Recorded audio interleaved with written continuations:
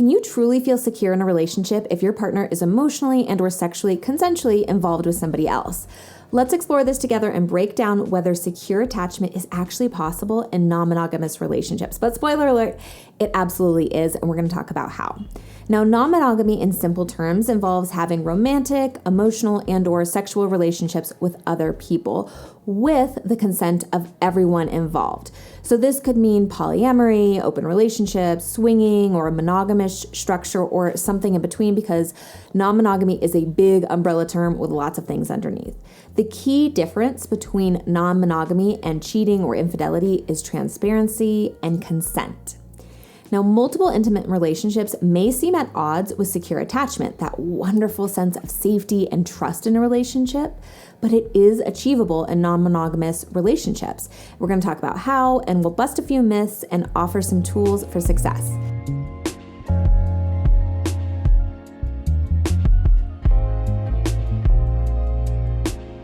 Before we dive into it though, hi there, I'm Lauren Consul. I'm a licensed marriage and family therapist and certified sex therapist who is here to help you have more satisfying and secure sex and relationships. Let's quickly review attachment styles. Now, this is not in depth at all because that requires a whole other set of videos, but I want to review the very, very basics. This is surface level attachment. But attachment theory really helps us understand how we connect with others and view ourselves and the world based on early life experiences. Now, there's secure attachment and insecure attachment. So secure attachment is really characterized by a sense of safety, comfort, and trust in relationships. These individuals are really comfortable with intimacy and vulnerability and can seek support when needed. Now, insecure attachment comes in three forms. There's the anxious attachment style, which has an emphasis on fear of abandonment and a need for constant reassurance. There's the avoidant attachment style, which has an emphasis on emotional distance and discomfort with vulnerability and a focus on independence. And then there's the disorganized attachment style, which is a mix of fear around both intimacy and abandonment. And this is the least common attachment style, with only about 5% of the population falling into this one. Now, the good news, though, is attachment styles aren't set in stone. They can evolve with awareness and growth. I think of them like a map, but the ink's not dry. So we have a map of our attachment style, but it can evolve and change based on our experiences and our growth. Let's talk about some common misconceptions around non-monogamy and attachment. One of the biggest myths about non-monogamy that I hear is that people in non-monogamous relationships must be insecurely attached. But that's just not true. Research, in fact, shows that there's no significant difference in attachment styles between monogamous and non-monogamous individuals. In fact, some studies even suggest that people in open or non-monogamous or polyamorous relationships may be more securely attached because of the emphasis on communication, personal and relational growth, meaningful connections, and the requirement of such vulnerability to really have a healthy non-monogamous relationship. Another misconception is that non-monogamy is just about sex, and that's not necessarily true. Some non-monogamous relationships are focused solely on sex, and that's totally fine. Others are more focused on emotional intimacy. Others have a balance, and there's everything in between because there is no one type of non-monogamy. So we cannot assume what someone's relationship looks like just because they say they are non-monogamous. And however their non-monogamous relationship looks, whether it's focused on sex or not, is totally okay as long as everyone is enthusiastically consenting. There's also a stereotype that avoidantly attached individuals are more drawn to non-monogamy. While avoidantly attached people might have a more positive view of non-monogamy, research doesn't really suggest that they are more likely to be in such relationships. In fact, they may not be in non-monogamous relationships because they do require a lot of vulnerability and intimacy, and often with multiple people. So it may be something that they actually are not drawn to. But ultimately, secure attachment is really built through quality emotional experiences and not just relationship structures. And that's what we want to remember when we think about these stereotypes or myths around non-monogamy.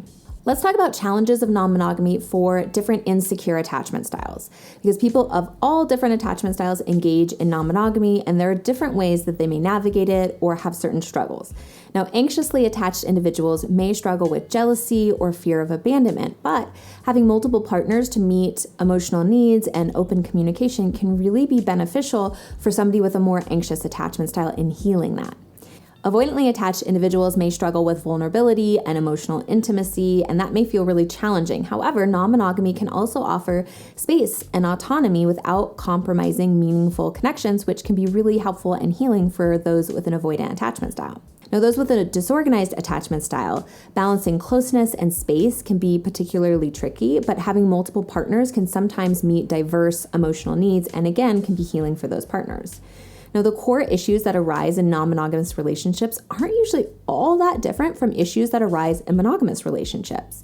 It just has a bit of a different flavor, is what I've found in my experience working with both monogamous and non-monogamous individuals and partners. At the core of most relationship issues tends to be issues around attachment. Do I matter? Can I trust you? Can I count on you? Will you be there for me? Am I important to you? These are issues for all relationships, and the beauty about non-monogamy is that these things are often more readily identified and discussed and addressed, which gives a lot of opportunities for growth and healing and moving towards more secure attachment. So how do you build or foster secure attachment in non-monogamy? First, and this probably comes at no surprise, is communication is key. Open, honest, and frequent conversations about feelings, boundaries, expectations, hurt feelings are essential. Now, also important is self-awareness and emotional regulation, understanding your attachment style and how it shows up and manifests for you, what activates your attachment system, and what self-regulation and co-regulation skills help you in those moments of activation. Third is the heart framework, and this comes from Jessica Fern's book, Secure, and it's a fantastic guide. So we're looking at the word heart. H is for here, presence, being fully present with your partner. E is for expressing delight, celebrating your connection. A is for attunement, tuning into your partner's emotional experience. R is for rituals and routine, build meaningful habits together. And T is turning toward each other after conflict, repair and reconnect after challenges. Fourth, building secure attachment with yourself. Self-care and self-compassion are foundational. Being present with yourself, valuing your needs, and addressing your inner conflicts and old wounds. And remember, secure attachment is about emotional connection, not the structure of your relationship. So what do you think? Is secure attachment possible in non-monogamy? As you can tell, I think it absolutely is. With communication, self-awareness, and emotional work, it is completely achievable. And even more than that, you can have such healing experiences in relationships. We are wounded in relationships and we can heal in relationships, whether those relationships are monogamous or non-monogamous. It can help us move from insecure attachment to secure attachment. So I encourage you to explore your own relationship structures and attachment needs with openness and honesty. And remember, it is okay to question traditional ideas of relationships and find out what works for you. Even if you end up back at the same place, the process of questioning is so important because it feels more empowering that you have chosen this for you, not because it has been thrust upon you. Now, if this video resonated with you, please like, subscribe, leave a comment below. I'd love to hear your experiences and questions. And if you're interested in learning more, I highly recommend checking out Jessica Fern's book, Secure.